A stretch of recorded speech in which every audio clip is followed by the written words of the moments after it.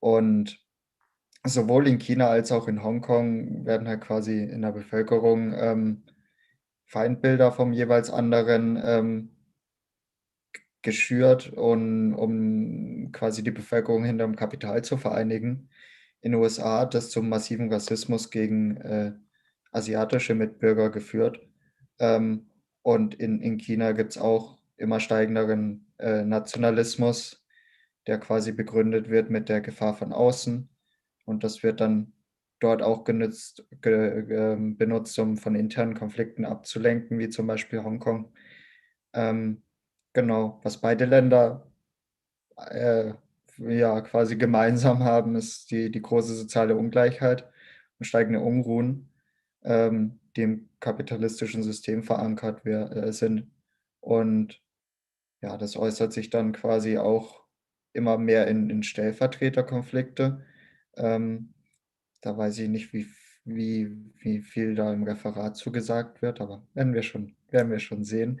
Ähm, genau, und natürlich auch ein großer Teil wird sein, die Repression in Hongkong. Ähm, und welche Positionen da wir als Marxistinnen einnehmen sollten und wie wir als Marxistinnen dort vor Ort in die Bewegung intervenieren. Genau, wir sind ja hier in Deutschland von der SAV, Sozialistische Alternative. Also alle, die hier sind, werden schon mal was von uns gehört haben, sonst wären sie ja nicht hier. Ähm, Es gibt ein Kontaktformular. Jetzt habe ich direkt Nachricht an Seba geschickt. Ähm, genau, da könnt ihr auch mehr über uns erfahren oder ihr redet nach dem Meeting auch mit uns. Ähm, genau. Und wir sind Teil der internationalen International Socialist Alternative. Ist eine marxistische Internationale ähm, mit Sektionen in vielen Ländern. Ich habe die Zahl jetzt nicht parat, aber so um die 30 und darunter auch China, Hongkong und Taiwan. Und da haben wir heute zugeladen, digital. Das ist ja heute zum Glück so ziemlich cool möglich. Ähm, aus Hongkong den Jako und den Jonathan. Ihre Videos sind aus Sicherheitsgründen aus. Genau. Und sie sind Mitglieder der China-Hongkong-Taiwan-Sektion und sind dort quasi führende äh, Aktivisten der Solidarity Campaign Against Oppression. Genau. Wir haben parallel eine Übersetzung, die der Input der beiden Genossinnen wird Englisch sein. Und es gibt parallel über Jitsi einen Kanal, der quasi das ins Deutsche übersetzt. Das macht Seba und Nikolas machen das. Ähm, Da wurde der Link, den poste ich jetzt auch gleich nochmal rein. Ähm, genau. Und wenn ihr quasi die deutsche Übersetzung haben wollt und nicht parallel auf Zoom noch das mithören wollt, ähm, dann könnt ihr bei Stummschalten auf diesen kleinen Haken gehen und das Computeraudio verlassen in Zoom. Dann hört ihr quasi nur noch Jitsi. Ähm, genau. Und dann nach den beiden Inputs haben wir eine Diskussion. Da machen wir am Anfang kurz Fragen, die würden wir sammeln, wenn es viele sind. Genau, wenn ihr auf Deutsch redet, langsam, dann kann man es besser übersetzen. Wenn ihr auf Englisch redet, dann müssen wir es auch auf Deutsch übersetzen. Das könnt ihr auch langsam reden. Ähm, genau. Ähm, Dann überlege ich gerade, wann wollen wir denn anfangen, beziehungsweise wie lange wollen wir denn noch warten? Seba schüttelt den Ich Kopf glaube, und wir können jetzt anfangen. okay. Um, I think we can start now with the input. And now it's your turn, Jonathan.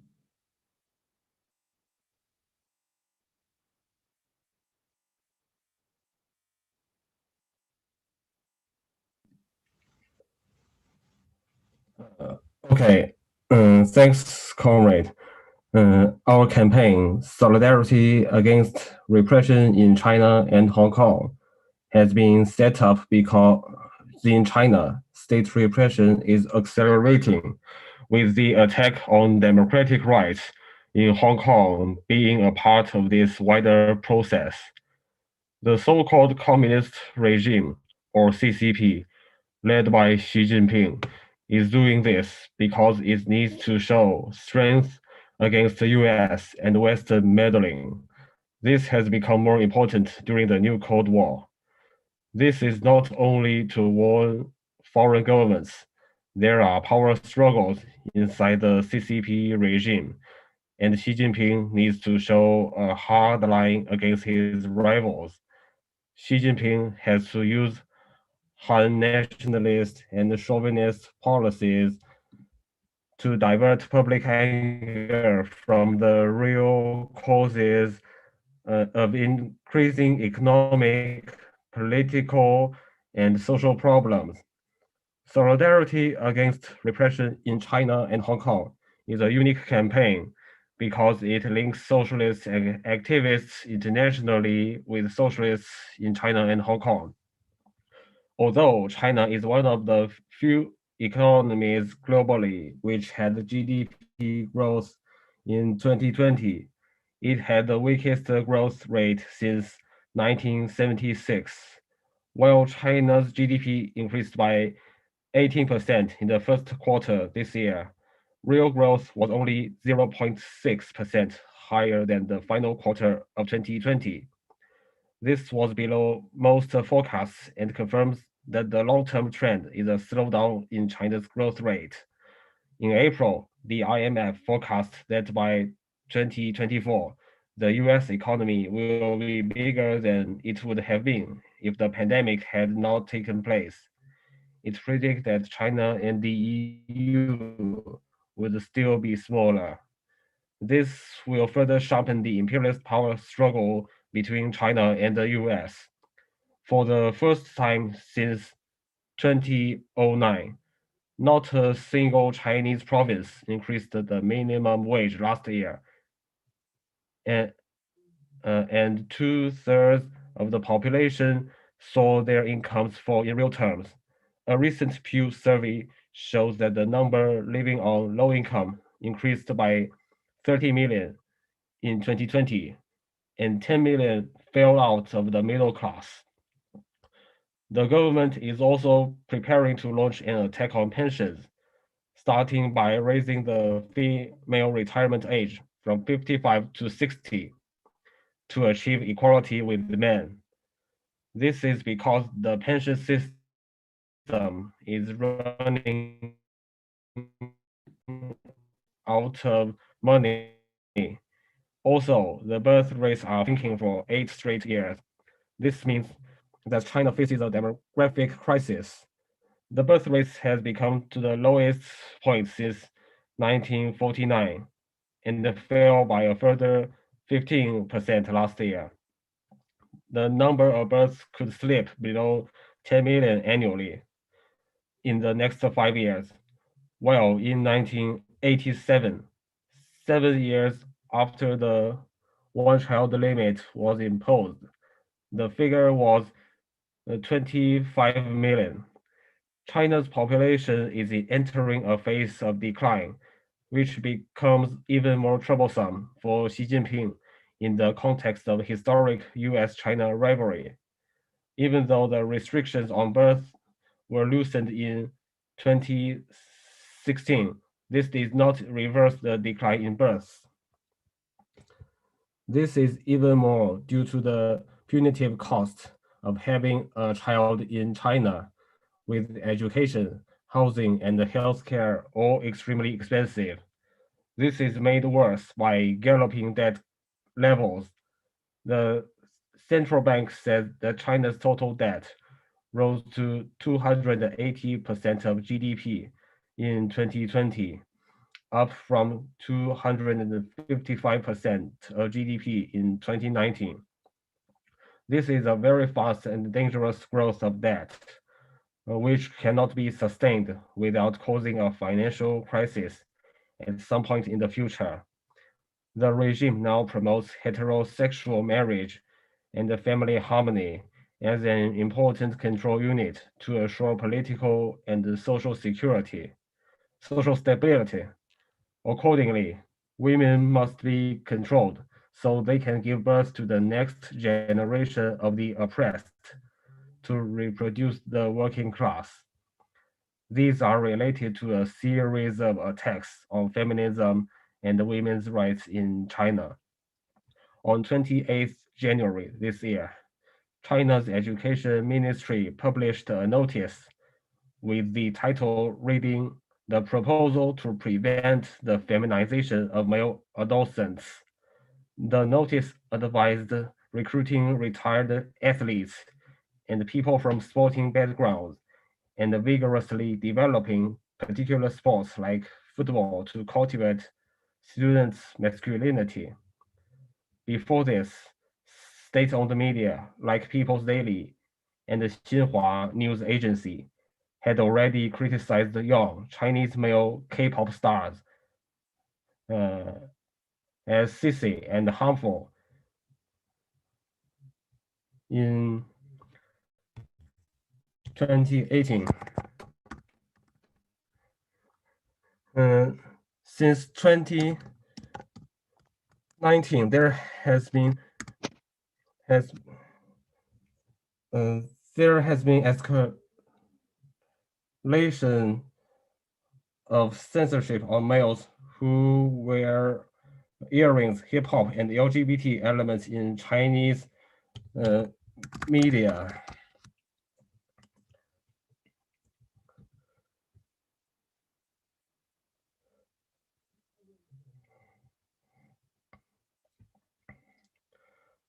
Uh, in China, discrimination against LGBT people also exists in public education.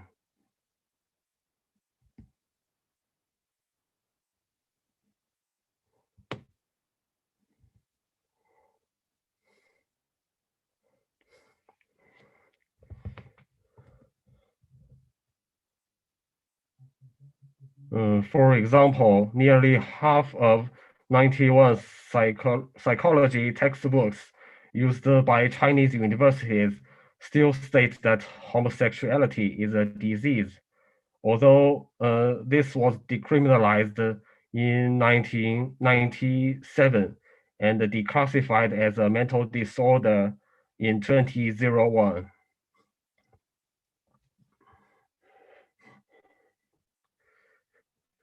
And LGBT activists try to use legal methods to fight against such kind of discrimination, but the court ruled in favor of the book publishers.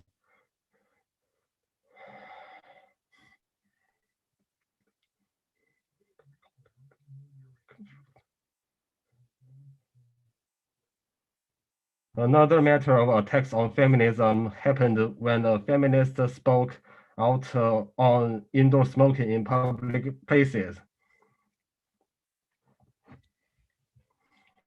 The two women in the restaurant were assaulted by a male diner after they complained about his smoking. The enraged smoker threw hot liquid over the two women.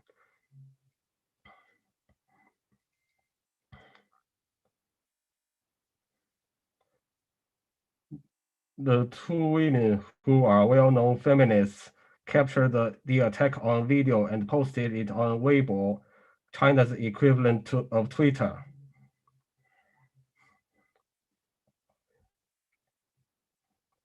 The post about the restaurant assault went viral on the internet, initially drawing overwhelmingly supportive comments.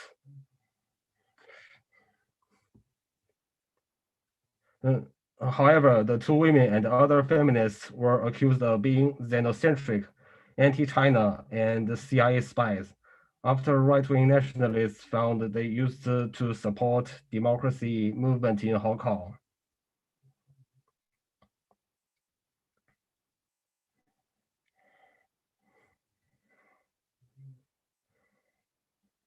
The CCP fears the growing support for feminism, as it fears all social processes outside its control.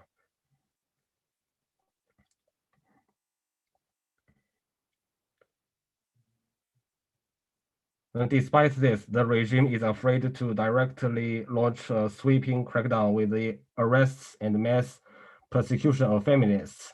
Instead, it relies on mobilizing right-wing nationalist opinion.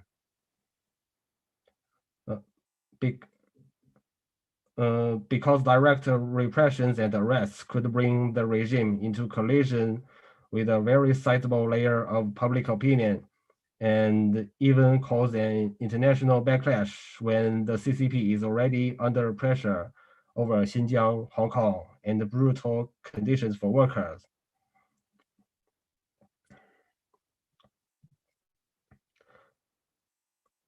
From this, we can see, despite the state repression, there are still resistances from below.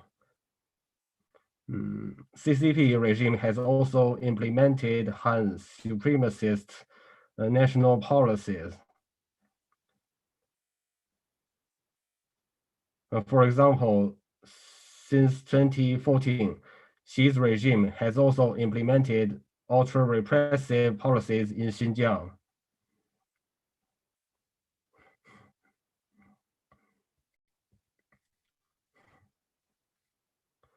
Racist policies discriminate against Uyghurs and other Muslim minorities. Extreme names like Mohammed, the world's most common male name, are banned for newborn children.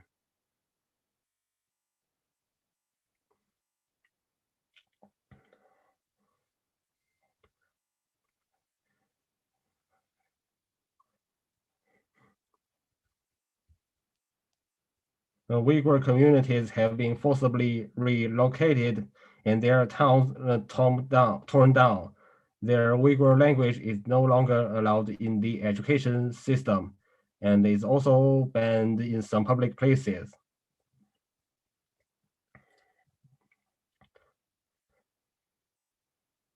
1 to 3 million people, mainly Muslim Uyghurs, but also other non-Han ethnic groups, such as Kazakhs and Kyrgyz, have been sent to detention camps for re-education.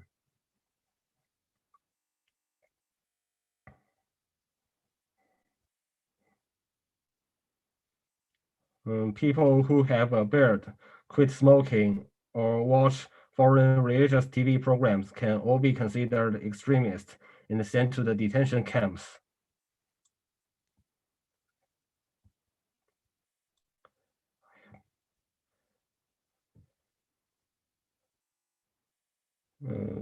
Victims are asked to abandon their religious beliefs and declare allegiance to the CCP regime. Otherwise, they will be beaten or deprived of food and drink.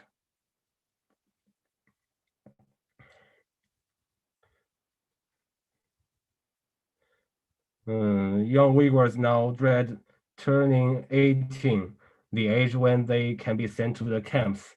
Young Uyghurs post photos on social media of them smoking and drinking alcohol to look more Chinese in the hope to avoid being sent to the camps.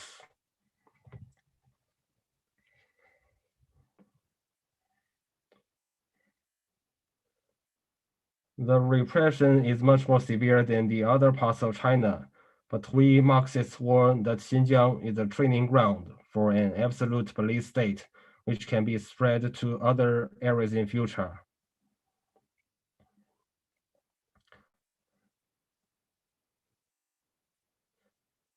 During the lockdowns last year, we saw some features of Xinjiang police methods being used against other populations.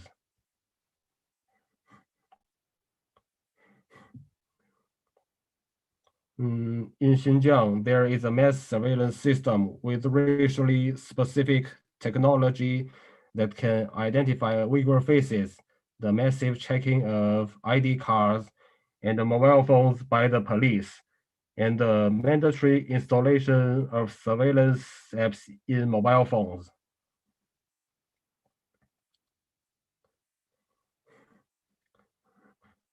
Uyghur households are forced to receive government officials who live in their homes, usually at weekends.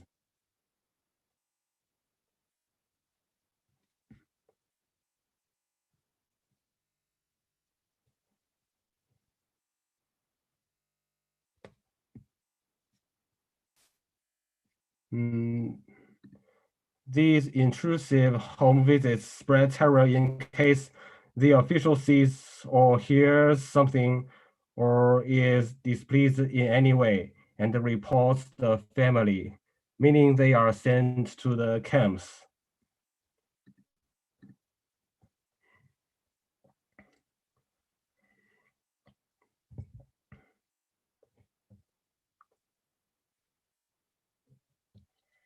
Of course, US imperialism and other Western powers are using the oppression in Xinjiang to pressure the Chinese regime for their own economic and geopolitical reasons.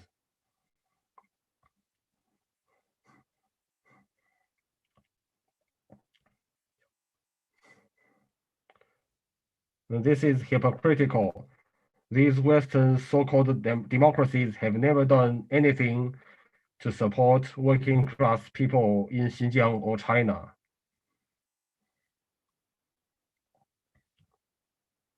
Donald Trump told Xi Jinping in 2019 that he agreed the prison camps in Xinjiang were exactly the right thing to do.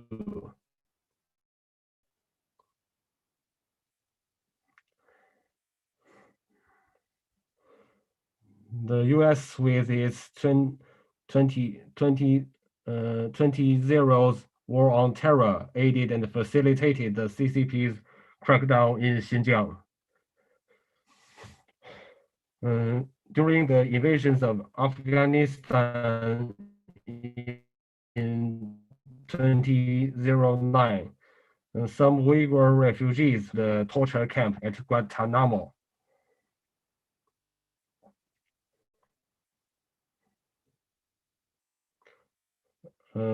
Many years later, the US government admitted that these Uyghur men were innocent and have never been terrorists.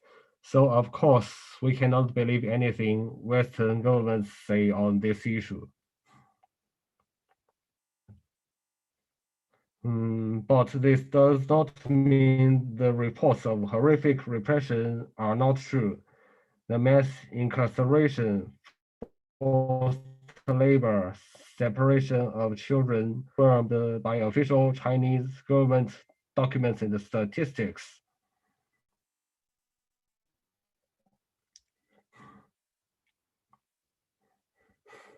It would be blind and naive to imagine that this is all a hoax perpetrated by the CIA.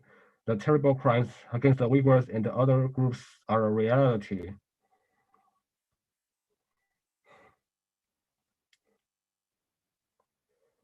But with the repression escalating, many Han Chinese residents have realized they are also victims of CCP rule.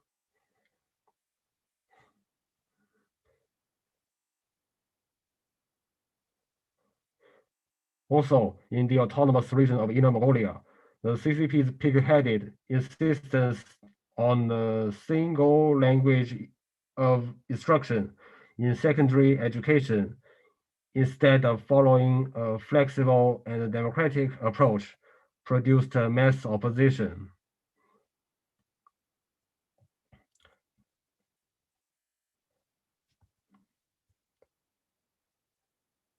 The single language of instruction policy means that only Chinese Mandarin can be used in instructions, while the Mongolian language cannot. Although the protests in Mongolia were cracked down and the curriculum reform was implemented, it would not be forgotten by the masses easily.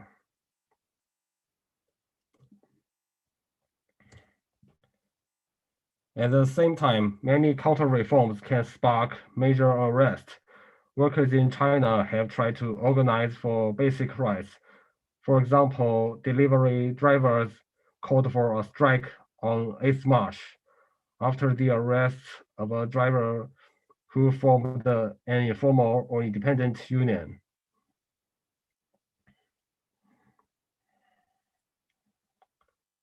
In China, independent trade unions have always been outlawed.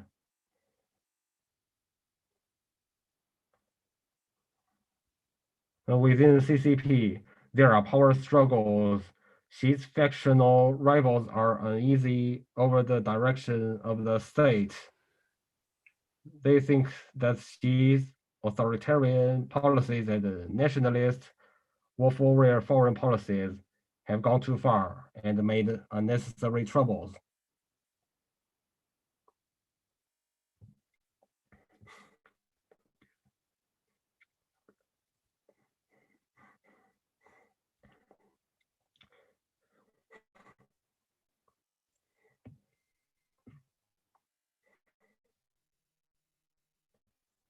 There is a fear that he is too reckless. This powers with his aggressive and militarist policies, like in Hong Kong and Taiwan.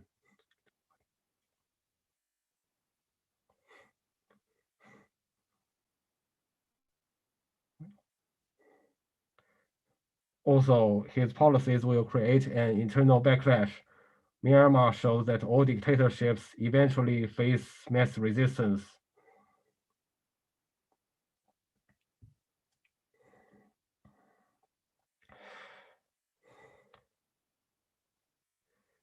In conclusion, the CCP dictatorship is sitting on a time bomb. By continually doubling down on hardline repressive policies, while workers' conditions are getting worse, Xi's regime is creating an explosive future.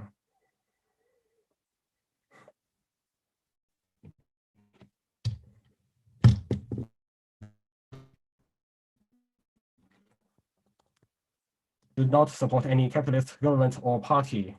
It has to be independent and trust only in the powers of the working class to struggle and organize solidarity.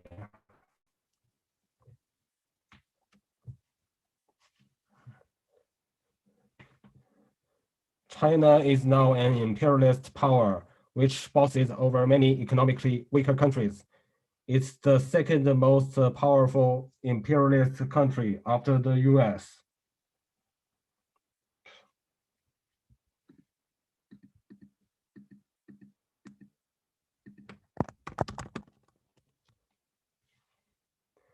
Socialists don't support either of these powers.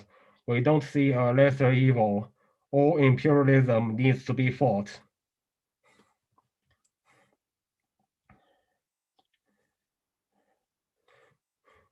Chinese workers, women, and oppressed ethnic groups need support in their struggle against repression from workers and socialists around the world. This is what solidarity against repression in China and Hong Kong wants to build.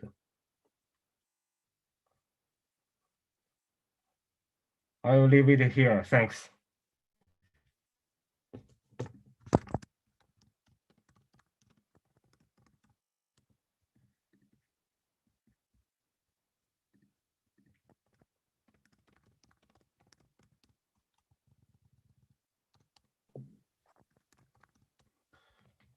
Thank you very much for your input, Jonathan. And I think it was a very detailed insight on the situation. Yeah, you have an international to back you. You're not fighting this alone. So, Checo, are you ready to start? You can begin. Yes. Hello, everyone. Hong Kong is under the most severe repression in history. The era of a limited bourgeois democratic system, a so-called semi-democracy, is end.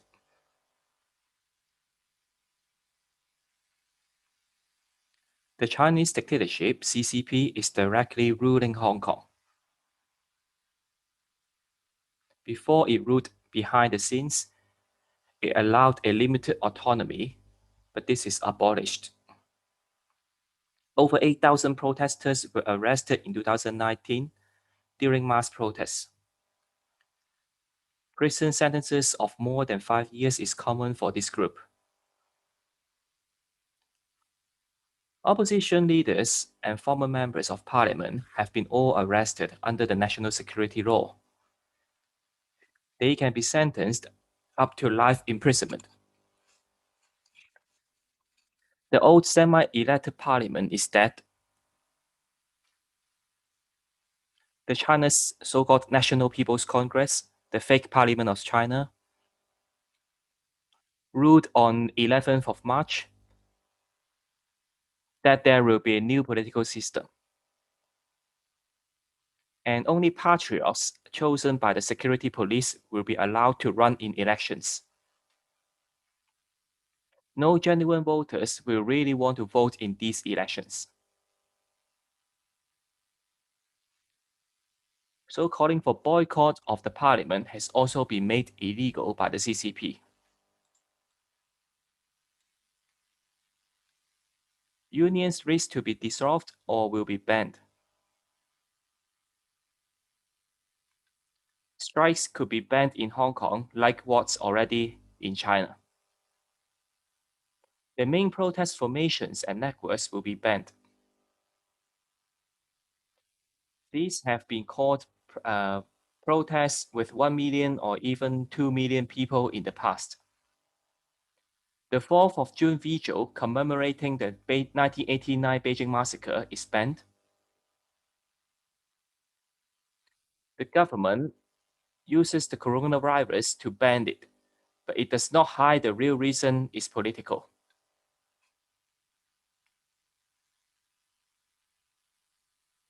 Carrie Lam, the puppet leader of Hong Kong, chief executive,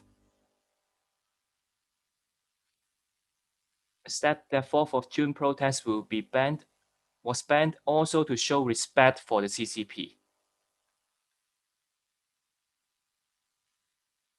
The regime that carried out 1989 massacre. She said Hong Kong people need to follow socialism with Chinese characteristics, which is a very unusual statement by a chief executive of Uber capitalist Hong Kong.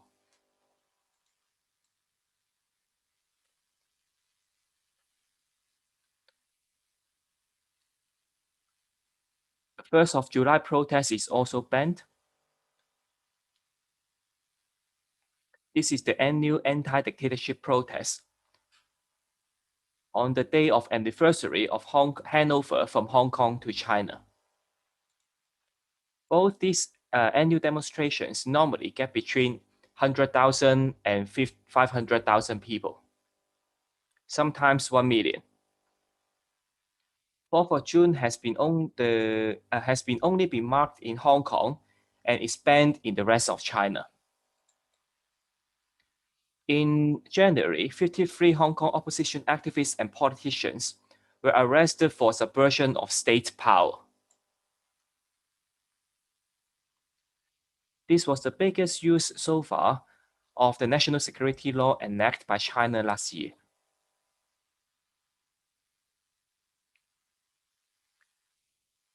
They were arrested for organizing and standing in primary to decide on candidates for the next legislative election.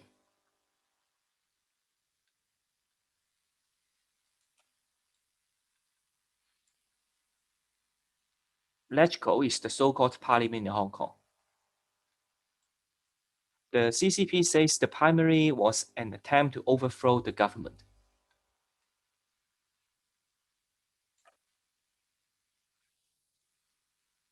The penalties are severe, up to life imprisonment.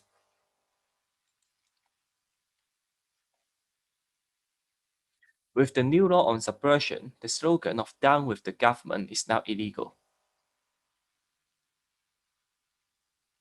You can't say "down with the CCP dictatorship" or even "down with one-party rule," which has always been one of the core demands of the democratic movement. It's also, of course, a core demand of ISA. Socialists and Marxists are at risk because our program, the program of ISA, is illegal now in Hong Kong. For example, our Taiwan comrades call for an independent socialist Taiwan. By being in the same organization as our Hong Kong and China comrades can go to prison for this.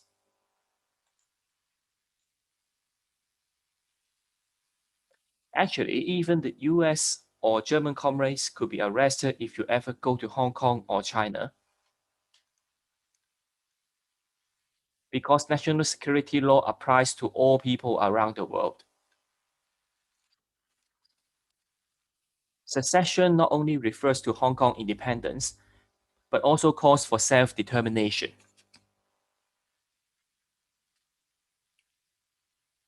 It is also applicable to Taiwan, Tibet, or Xinjiang. Protesters were arrested for having pro-independence flags in their bags. The members of a pro-US liberal organization and a right-wing pro-Hong Kong independence organization were charged with inciting secession under the national security law.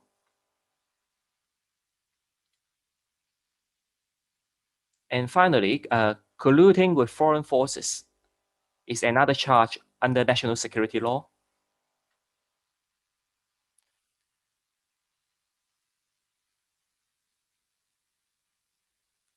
This can mean anything from working with foreign right-wing governments to international working class solidarity,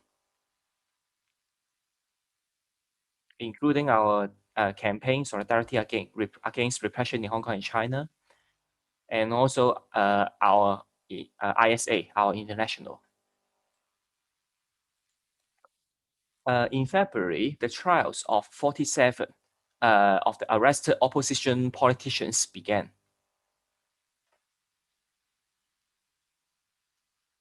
This is a show trial. The real target is the 2019 mass struggle.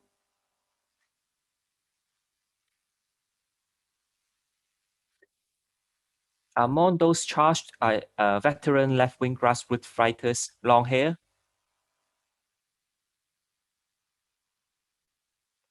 also Joshua Wong, the favorite of the Western bourgeoisie liberals, and also trade union representatives. This includes the Confederation of Trade Unions chairperson, Carol Ng,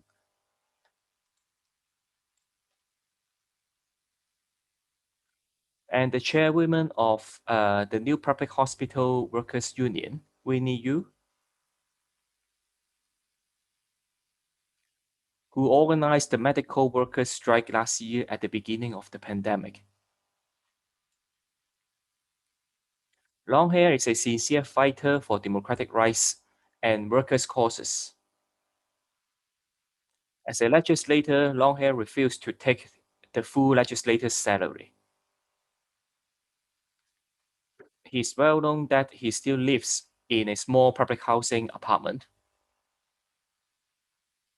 He has stood up for the rights of refugees and against racism and discrimination by the Hong Kong government. This is why ISA's campaign, Solidarity Against Repression in China and Hong Kong, calls for immediate release of all political prisoners, especially long hair, and to defend the right to protest and organize unions. In March, Longhair was convicted in another political show trial. He and 6 other pro-democracy activists got prison sentences for unlawful assembly. Longhair got the most severe sentence of all, 18 months. The charge of unlawful assembly is absurd. It refers to a massive demonstration in August 2019 with around 1 million participants, and it was entirely peaceful. In 2 weeks' time, long hair will be on trial for another accusation of unlawful assembly.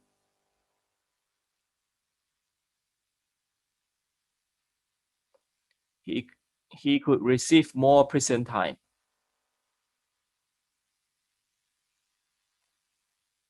The worst is the subversion trial, which resumes on 31st of May.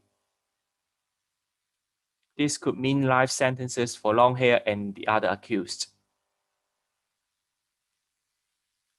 And the electoral in Hong Kong was never democratic. Under the new rules, it will become a complete rubber stamp.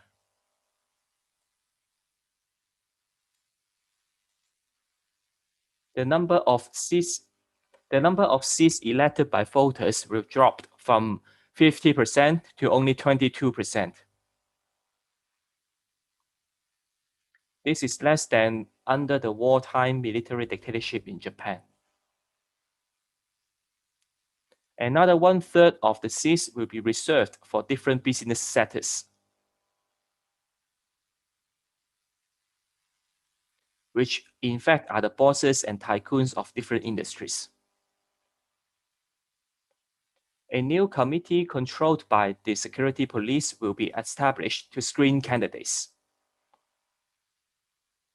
to ensure only patriots can rule Hong Kong. The next targets of the Xi dictatorship are the opposition parties and organizations. If found guilty, these organizations will be banned. The Civic Right Front, which is the main organizational platforms of 2019 protests, will most likely to be banned.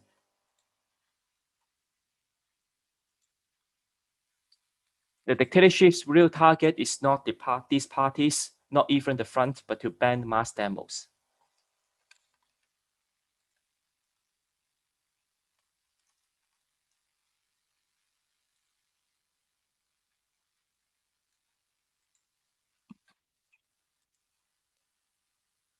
This also means the Confederation of Trade Unions, which received money from the NED in the US, could also under attack.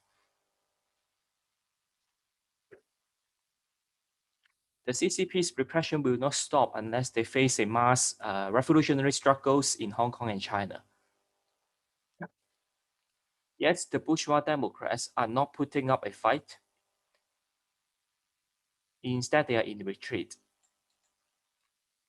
Some pan-democratic parties and groups have announced they will dissolve themselves. Others are discussing this. 4 former members of parliament of the Civic Party, a liberal pro-democracy party, resigned from all other political links and had sent a letter from prison calling the Civic Party to disband. Why did they ever set up a party to fight the dictatorship if they close it down now?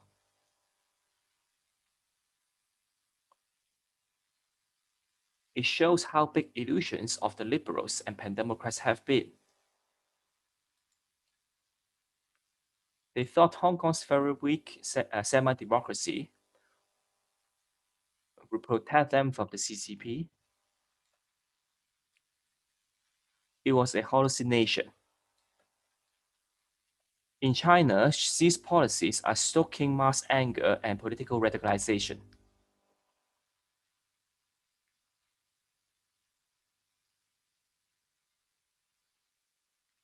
Which cannot indefinitely be suppressed by political measures, especially in mainland China.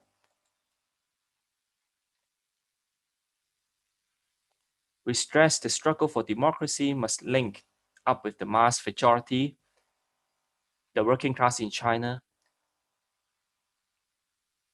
in a common anti-capitalist revolutionary struggle. A normal government would have been beaten by such a movement in 2019. But not the CCP, which is the biggest dictatorship in the world. one city alone cannot win.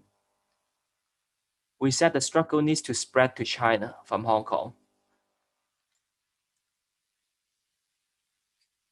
And also to the working class, which is a potential force of over 700 million. Everything that helps to spread the struggle to China is progressive. And everything that prevents this is unfortunately not helpful, not progressive. And this is why we firmly warn against any trust in the US, Britain, the EU, and any capitalist government.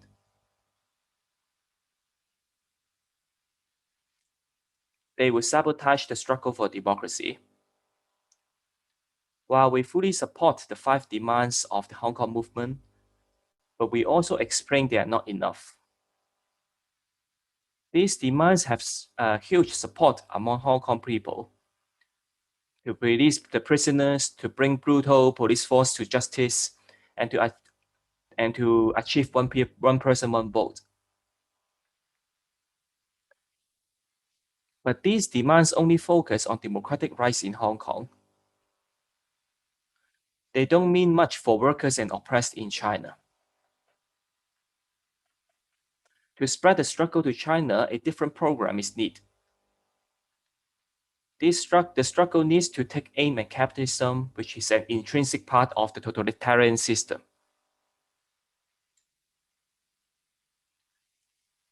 In China and Hong Kong, it is a two-headed monster, capitalism and dictatorship.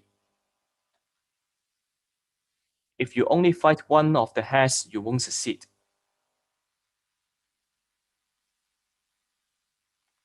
And that's why ISA says solidarity against repression in China as well as Hong Kong. Socialists in Hong Kong have been doing semi-underground work since the national security law passed.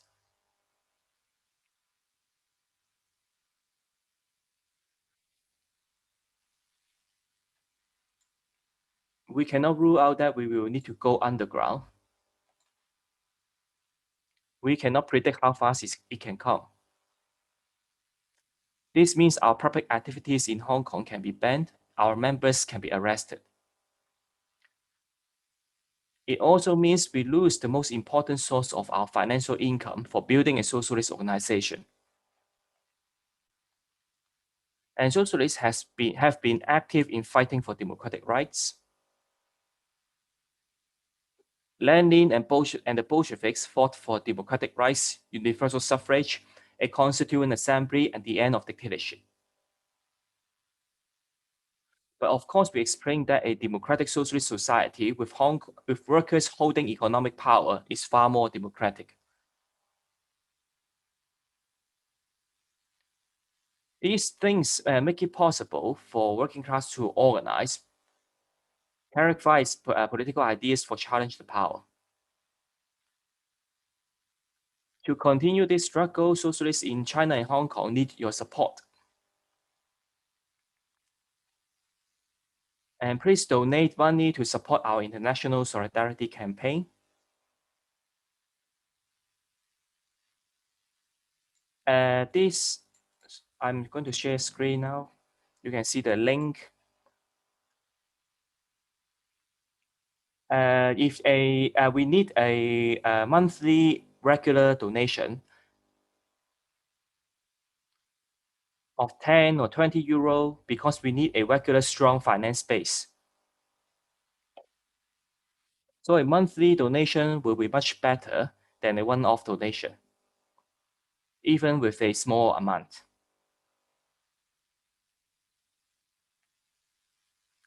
I don't have much time now. I just want to speak about the China-US conflict shortly. Both China and US are the two biggest imperialist power in the world. China do not play any anti-imperialist or progressive role against the US. Now both China and US are the rivaling capitalist superpowers.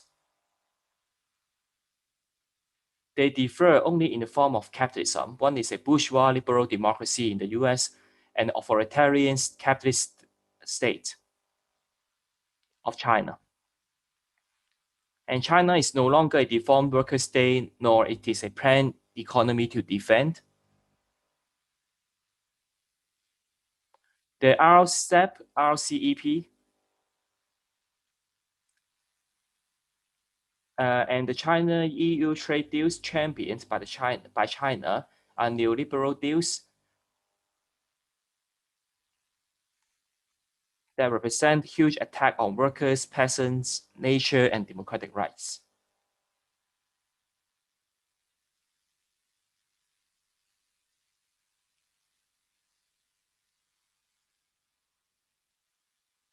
And the working class are the only force that can lead the fight for a truly peaceful world to stop imperialist fight.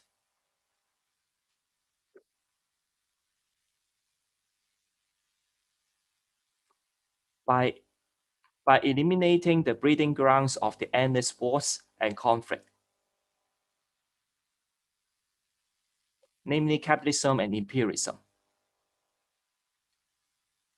So please donate to our International Solidarity Campaign. We are the only left socialist campaign organizing on the ground in Hong Kong and China.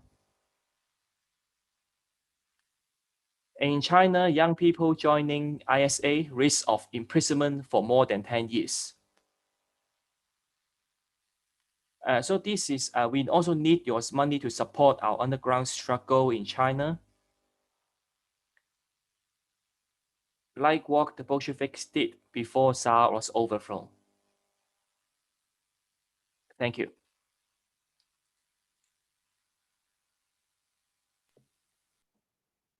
Oh, thank you very much, Jaco. Es gibt so coole Reaktionen hier. Bei Klatschen geht schlecht. Ich stelle den Link nochmal in den Chat. Dann würde ich die Moderation direkt an Jane weitergeben.